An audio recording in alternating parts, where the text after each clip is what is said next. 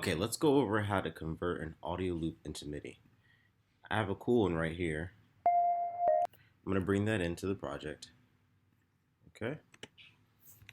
And what I want to do is turn on flex mode right here, activate flex pitch, so change it to flex pitch.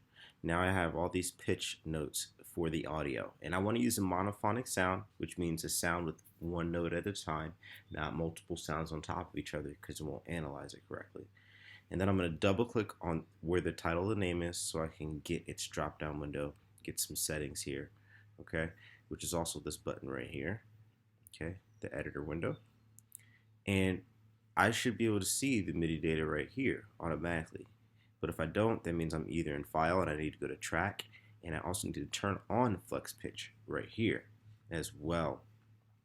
And once I do that, I can highlight all the notes by clicking and dragging or Command A, and that highlights everything. You can see that it's done it up here.